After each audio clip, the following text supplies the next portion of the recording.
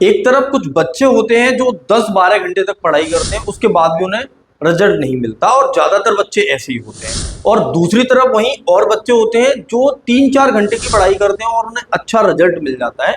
तो वो जो 3-4 घंटे पढ़ने वाले हैं, वो ऐसा क्या स्पेशल कर रहे हैं जो 10-12 घंटे पढ़ने वाला नहीं कर रहा? उसी स्पेशल चीज को जो वो 3-4 घंटे पढ़ाई करके एक अच्छे नंबर लेके आ रहे हैं, वो करते हैं, उसे बोलते हैं हम स्मार्ट स्टडी। तो उस स्मार्ट स्टडी को करने के कुछ रूल्स होते हैं, उन रूल्स को वो फॉलो करते हैं, और उसी रूल्स के चलते, उसी पैटर्न के चलते वो 3-4 घंटे में उतना काम कर लेते हैं जो इंसान 10-12 घंटे में भी नहीं कर पाता। तो आज मैं उन्हीं नियमों को बताने वाला हूं। हमारे कुल 6 नियम होंगे, यदि आप उन 6 नियमों को फॉलो करते हैं तो आप भी 10-12 घंटे की पढ़ाई 3-4 घंटे में आसानी से कर सकते हैं। नमस्कार दोस्तों, मैं हूं ब्रजेश परिहार। यदि आप चैनल पर नए हैं तो चैनल को सब्सक्राइब कर लें, और यदि ये वीडियो आपके लिए इंफॉर्मेटिव हो तो इसे लाइक जरूर करें। स्मार्ट स्टडी करने वालों का पहला जो रूल होता है वो है शॉर्ट नोट्स बनाना। जो भी स्मार्ट स्टडी करते हैं वो शॉर्ट नोट्स जरूर बनाते हैं, और शॉर्ट नोट्स बनाने का भी एक अपना पैटर्न होता है। हम ऐसा नहीं कर सकते कि हम पूरे चैप्टर को छोटे छोटे अक्षरों में लिखकर एक पेज पर बना दें और उसको कहें कि वो शॉर्ट नोट्स है। वो शॉर्ट नोट नहीं होता है। अगर आप शॉर्ट नोट्स बनाना नहीं जानते हो तो शॉर्ट नोट बनाने के लिए आपको ये करना है कि जो भी आप पढ़ाई करने बैठो उसी समय एक कॉपी लेके बैठो उस पर्टिकुलर सब्जेक्ट की स्पेशल। और जब आप पढ़ाई करो तो उस पढ़ते हुए कोई ना कोई फॉर्मूले आएंगे, कोई डेफिनेशन आएगी, या कोई ऐसा वर्ड आ रहा है जो आपको याद नहीं रहता है या आपके लिए नया है, तो उसको आप अपनी उस नोटबुक में नोट कर लो, और उसको नोट करते जाओगे और रोजाना करोगे। और ये काम के लिए आप अलग से कोई टाइम भी नहीं लगाओगे, कि ऐसा नहीं कि उसके लिए हम अलग से बैठे हैं, पूरा चैप्टर खत्म हो गया और अब हम शॉर्ट नोट्स बनाएंगे। एक्चुअल में जो सही से पढ़ाई करते हैं वो ऐसा करते ही नहीं। और यही वजह है कि वो उस समय पे जब आप इन फॉर्मूलों को लिख रहे होंगे, उनको लिखने में टाइम वेस्ट कर रहे होंगे, वो अपने फॉर्मूलों को रिवाइज कर रहे होंगे और उन्हें अच्छे से लर्न कर रहे होंगे, और इसी कारण वो आपसे आगे निकल जाएंगे। तो आप अगर ऐसा नहीं कर रहे हैं, ये पैटर्न आप फॉलो नहीं कर रहे हैं कि शॉर्ट नोट्स बनाते हैं, तो भैया इसको जरूर बनाएं, क्योंकि स्मार्ट स्टडी का सबसे पहला कॉन्सेप्ट यही है। और जितने भी टॉपर हैं, जिन्होंने भी आज तक टॉप किया है, वो सब आपको यही सजेस्ट करते हैं कि शॉर्ट नोट्स जरूर बनाएं। दूसरा है रिकॉल। रिकॉल अपने आप में एक बहुत ही महत्वपूर्ण स्ट्रेटेजी है किसी भी चीज को याद करने के लिए। सबसे पहली चीज तो यही है कि इसमें जब आप रिकॉल करोगे तो रिकॉल का मतलब क्या है? रिकॉल को हिंदी में बोलते हैं मनन करना। जब भी आप कोई चीज पढ़ रहे होते हैं तो उसे मनन करें।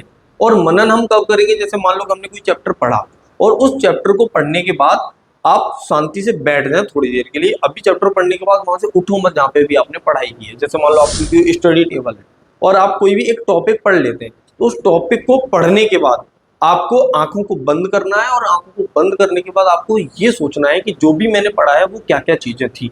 और इसी प्रोसेस को बोलते हैं हम रिकॉल करना। जब आप ऐसा करोगे तो जिस रिवीजन के लिए आप अलग से समय निकालते हो, 1-1 घंटे 2-2 घंटे सब्जेक्ट को दे रहे होते हो, वो काम आप 1 या 2 मिनट में कर लेते हो। और रिकॉलिंग बहुत जरूरी होती है चीजों को लंबे समय तक याद रखने के लिए। और रिकॉलिंग को भी आप स्टेप बाय स्टेप करें। पहले रिकॉलिंग हम कैसे करेंगे कि जब हमने कोई टॉपिक पढ़ा तो उस टॉपिक को पढ़ा, और टॉपिक को पढ़ते हुए हमने इसको रिकॉल किया। फिर हमने दूसरा टॉपिक पढ़ा और उसको पढ़ते हुए हमने इसको रिकॉल किया, और ऐसे रिकॉल करते करते हमने पूरे चैप्टर को पढ़ा है। अब जब पूरा चैप्टर फिनिश हो जाएगा तो फिर से हम पूरी अपनी कॉपी बंद कर देंगे, और पूरे चैप्टर में हमने जो कुछ पढ़ा है उसे हम अपने माइंड में रिवाइंड करेंगे कि क्या क्या चीजें हमने पढ़ ली हैं। और ये सबसे इंपॉर्टेंट, सबसे महत्वपूर्ण है। अगर आप इसको फॉलो करते हैं तो अगले 3-4-5 दिनों में आपको रिजल्ट दिखने लगेगा, वो भी बेहतर। तीसरा हमारा कॉन्सेप्ट है कि जब भी हम पढ़ेंगे तो उस चीज को रिटन फॉर्म में पढ़ें। जैसे जब भी आप कोई भी टॉपिक पढ़ रहे हैं, तो एक होता है कि आपके पास ऐसी सब्जेक्ट हैं जिन्हें आप पढ़ के और कहानी को समझ सकते हैं, और कहानी को समझने वाली बात है तब तक तो कोई दिक्कत नहीं है। उसमें भी जो भी कहानी वाली चीज है उनके लिए भी आप फ्लो चार्ट बनाएं। फ्लो चार्ट बनाने से क्या होता है कि आपको कहानी को दोबारा रिवाइज नहीं करना पड़ता। आप फ्लो चार्ट में जैसे कोई भी घटना पहले घटित हुई है, फिर उसके बाद क्या घटना घटित हुई, फिर उसके बाद क्या घटना घटित हुई है, इस तरह से बनाते हुए पूरी घटनाओं को लिख लेंगे। और जब भी आपको रिवीजन करना होगा आप केवल फ्लो चार्ट को पढ़ेंगे और पूरी कहानी तुम्हारे दिमाग में फिर से आ जाएगी, क्योंकि रिकॉल आपने पहले भी किया है। और रिकॉल करने से वो एक चीज थी जो हम एक ही बार पढ़ रहे थे, वो हम 2-3 बार पढ़ चुके हैं अपने दिमाग में।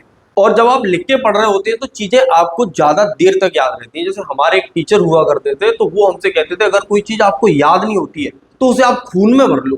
खून में भर लेने से उनका मतलब यही था कि आप उस चीज को इतनी बार लिख लो कि आपका जो हाथ है वो अपने आप लिखने लग जाए। 2+2 बराबर जब 4 लिख रहे होते हैं तो हमारा जो हाथ है वो हमारे दिमाग से भी पहले लिख देता है। क्योंकि 2+2 4 हमने इतनी बार लिखा है हमारे इन हाथों ने कि उसको लिखने में हमें दिमाग लगाना ही नहीं पड़ रहा, क्योंकि वो हमारे खून में आ चुका है।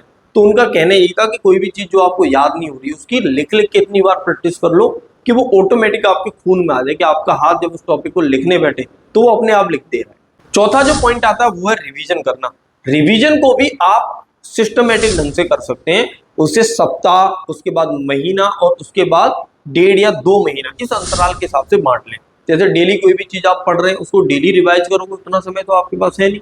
तो हम उसके लिए क्या कर सकते हैं कि किसी भी एक चैप्टर को जिसको हमने पढ़ा है तो सब्जेक्ट को हम 1 सप्ताह बाद रिवाइज करेंगे। और रिवाइज करने में हम सबसे पहला काम मनन करेंगे, और मनन करते हुए जो चीजें हम भूलेंगे केवल और केवल हमें उन्हीं को रिवाइज करना है, जिससे कि पूरा का पूरा 1 सप्ताह में पढ़ा हुआ हम 1 घंटे में ही रिवाइज कर लें। फिर इसी प्रोसेस को अपनाते हुए हम 1 महीने तक पढ़ाई कर चुके होंगे, फिर हम 1 महीने में जो हमने पढ़ा है उसे हम रिवाइज करेंगे दोबारा। फिर ऐसे ही जैसे जैसे आपके महीने बीतते जाएंगे, पिछला जो कुछ भी आपने पढ़ा है उसे आप रिवाइज करते जाइए। ये बहुत ही स्मार्ट टेक्निक है पढ़ाई की, और रिवीजन बहुत जरूरी भी है याद रखने के लिए, क्योंकि बिना रिवीजन के की हुई पढ़ाई आपके किसी भी काम नहीं आने वाली है। आप जो कुछ पढ़ रहे हैं और एक बार ही पढ़ते हैं उसे आप भूल जाओगे 1 दिन में, 2 दिन में या 1 महीने में। 5वां और सबसे महत्वपूर्ण काम आपको करना है कि अगर आपका सुबह का जगने का जो टाइम है वो 5 बजे से पहले का नहीं है तो भैया 5 बजे जरूर जगिए। 5 बजे जगना बहुत जरूरी होता है अगर आप पढ़ाई करना चाहते हैं, क्योंकि उस समय पे 5 से लेके 7 तक का जो समय होता है वो सूर्योदय से पहले का समय है। और जो सूर्योदय से पहले का समय होता है उस समय जो हमारा दिमाग होता है वो बाकी समय से पहले काम करता है। बड़े बड़े दार्शनिक, बड़े बड़े वैज्ञानिक, बड़े बड़े बिजनेसमैन, यहाँ तक कि देश के प्रधानमंत्री भी सुबह 5 बजे जगते हैं। और जब वो सुबह 5 बजे जगते हैं तो उनका जो दिमाग है उसे समय भी मिल जाता है चीजों को एब्जॉर्ब करने में, और वो बेहतर समय होता है रिवीजन के लिए। तो अगर कोई भी बच्चा जो इस वीडियो को देख रहा है, अगर सुबह 5 बजे आप नहीं जगते हैं तो 5 बजे जगने की आदत डालिए, क्योंकि एक महान इंसान ने केवल एक लाइन ही की है, अगर आप सुबह 5 बजे जगते हैं तो आप जिंदगी में जरूर सफल हो जाएंगे। तो इस चीज को जरूर फॉलो करें। मैं भी सुबह 5 बजे जगता हूँ, और उस 5 बजे जगने के बाद मैं सबसे पहले अपने दिन की प्लानिंग करता हूँ। उसी प्रकार आप भी सुबह जल्दी जग के सबसे पहले प्लानिंग करेंगे आज के दिन हमें करना क्या है। जैसे आप प्लानिंग कर चुके होंगे, आपका आधे दिन का काम आपने 1 घंटे में ही कर दिया है। अगर आप 5 से 6 में इतना काम कर लिए कि आपको प्लान क्या करना है, दिन में करना क्या, उसका प्लान हो गया है, तो बाकी का काम तो आसानी से हो जाएगा, क्योंकि सब कुछ हमें प्लानिंग से ही करना है। 6वां जो पॉइंट है वो लास्ट है लेकिन लीस्ट नहीं है, क्योंकि सबसे इंपॉर्टेंट यही रहेगा कि आप टाइम टेबल जरूर बनाएं। टाइम टेबल बनाना इसलिए भी जरूरी है क्योंकि टाइम टेबल हमारी मदद करता है रेगुलर पढ़ाई करने में। अगर आप टाइम टेबल बनाओगे तो आपको पता रहेगा कि कौन सी चीज हमें किस किस समय पे पढ़नी है, और कौन सी चीज ऐसी है जो कल नहीं पढ़ पाई उसके लिए हम आज समय निकालेंगे, और वो चीजें हमें पता चलेंगी टाइम टेबल से ही। तो अपना एक सुटेबल टाइम टेबल बनाएं, उस समय के हिसाब से टाइम टेबल बनाएं जिस समय आप पढ़ना चाहते हैं। आप कंप्यूटर की तरह टाइम टेबल ना बनाएं कि 7 से 8 में ये पढ़ूंगा, 8 से 9 में ये पढ़ूंगा। हालांकि ये भी एक पैटर्न होता है खुद को बाउंड करने का, ताकि हम इतने समय में कम से कम एटलीस्ट उस सब्जेक्ट को तो पढ़ें। तो एक प्रॉपर टाइम टेबल बनाइए अपनी पढ़ाई के हिसाब से, और उस टाइम टेबल में अपने लिए सोने का समय जरूर निर्धारित करें, क्योंकि अगर आप 6 से 7 घंटे की नींद अगर नहीं लोगे प्रॉपर, तो आपका जो दिमाग है, दिमाग के जो सेल्स हैं वो प्रॉपर वर्क ही नहीं करेंगे। और उनके प्रॉपर वर्क के लिए बहुत जरूरी है कि हम नियमित रूप से सही से नींद लें।